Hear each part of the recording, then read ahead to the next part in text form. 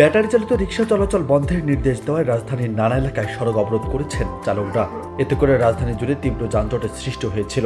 একই সঙ্গে মহাখালীতে রেল লাইন অবরোধ করে বন্ধ ছিল ট্রেন চলাচল। এ অবস্থায় তাদের সরিয়ে দিতে রাস্তায় নেমেছিল সেনাবাহিনী।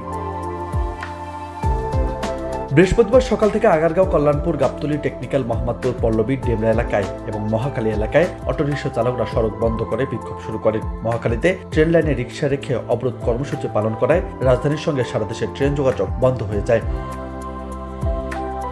এমন অবস্থায় ব্যাটারি চালিত রিকশার উৎপত্তি গোড়াতে হাত দিয়েছেন ছোট পর্দার জনপ্রিয় অভিনেতা নীলা আলমগীর। তিনি বলেন, অটোরিকশা ইম্পোর্ট করে দেশে এনে আবার বন্ধ করা হচ্ছে। ইম্পোর্ট করার পারমিশন দেয় কে আর বন্ধ করার পারমিশন দেয় কে? অটোরিকশাকে নিয়ে কেন এই সিনেমিনি খেলা? সামাজিক যোগাযোগ মাধ্যমে নীলা আলমগীর দেওয়া এই পোস্টের নিচে একজন লিখেছেন, বিকল্প কর্মসংস্থান তৈরি না করে অটোরিকশা বন্ধ করা উচিত। এতে করে লাখ লাখ মানুষ বেকার হয়ে যাবে, হাজার হাজার পরিবারের আয়ের রাস্তা সম্পূর্ণভাবে বন্ধ হয়ে যাবে। আগে বিকল্প কর্মসংস্থান তৈরি করেন। আরেকজন লিখেছেন, ঠিক বলেছেন, তাদের সাথে এই রকমের করা ঠিক নয়। ধন্যবাদ ভাই, আপনাকে এত সুন্দর পোস্ট করার জন্য।